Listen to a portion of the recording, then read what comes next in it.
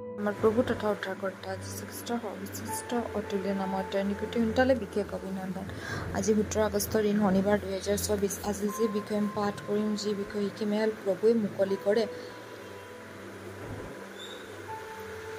আহক আমি চাওঁ পবিত্ৰ শাস্ত্ৰৰ বিষয়ে কি আমি পাঠ কৰিম। গীতমালা 146 নম্বৰ 8 পদ আৰু 9 পদ। আহক আমি পাঠ কৰোঁ। যিহোৱে অন্ধবোৰক চকু মুকলি কৰে, নত অৱস্থাত থকাসকলক যিহোৱে তুলি ধৰে, যিহোৱে ধাৰ্মিক লোকক প্ৰেম কৰে, যিহোৱে বিদেশীবোৰক ৰক্ষা কৰে, তেওঁ মাউৰা আৰু বিধৱাসকলক ধৰি ৰাখে, কিন্তু দুষ্টতাৰ পথ তেওঁ বিঘিনিযুক্ত কৰে। যীশুখ্ৰীষ্টই আপোনাৰ চকু মেলিবলৈ সক্ষম আৰু আপোনাৰ আধ্যাত্মিক চকুৰ আলোকিত কৰা শক্তি আছে। পাচনি পৌলে প্ৰাৰ্থনা কৰিছিল যে আপোনালোকৰ বুজাবুজিৰ চকুবোৰ আলোকিত হওক, যাতে আপোনালোকে তেওঁৰ শক্তিৰ অতিকৈ মহৎ জানিব পাৰে। ইপিচি 1:18 পদ আৰু 19 পদ। প্ৰভুৱে অন্ধৰ চকু মিকলি থকাৰ সময়তে চৈতানে খোলা চকুক অন্ধ কৰিবলৈ চেষ্টা কৰে। এবাৰ কিছুমান দুষ্ট মানুহে এজন ধনী মানুহৰ পুত্ৰক অপহৰণ কৰিছিল। তেওঁলোকে তেওঁৰ চকুত তেতেলী প্লাষ্টাৰ কৰিলে আৰু তেওঁক এটা আন্ধাৰ গুহাত পেলাই দিলে। 3 দিন ধৰি তেতেলীবোৰে তেওঁৰ চকু খাইছিল আৰু তেওঁৰ দৃষ্টিশক্তি পূৰ্ণৰূপে হেৰুৱাই পেলাইছিল। তাৰ পিছত অপহৰণকাৰী তেওঁক ভাল মূল্যত বিক্ৰী কৰি দিলে।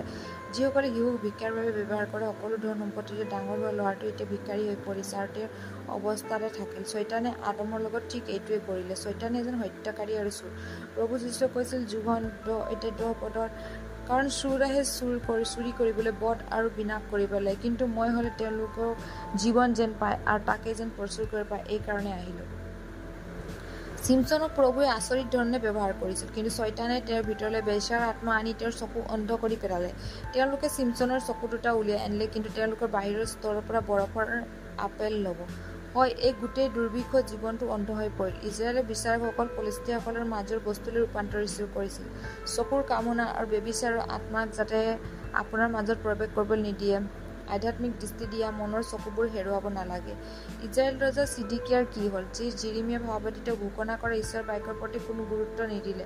শাস্ত্ৰই কৈছে বেবিলনৰ ৰজাই আক্ৰমণ কৰি ছিডিকিয়াৰ চকু দুটা উলিয়াই দিলে আৰু তেওঁক বেবিলনলৈ লৈ যাবলৈ ব্ৰঞ্জৰে বেণ্ডেৰে বান্ধিলে। জিৰিমিয়া 39:7 পদ।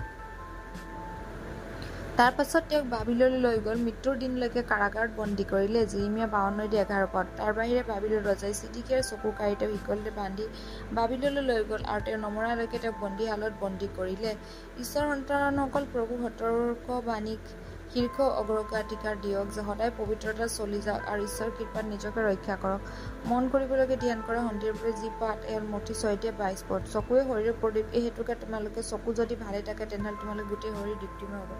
আজি পবিত্ৰ বাক্য পঢ়াৰ যোগেদি প্ৰভু যীশুৰ কৰোঁতা শুনোতা সকলো ওপৰত ঈশ্বৰৰ অসীম আশীৰ্বাদ আজিৰ পৰা লৈ সদা সৰ্বদা কাললৈকে সকলোৰ লগত থাকক। ধন্যবাদ। আমেন। হালেলুয়া।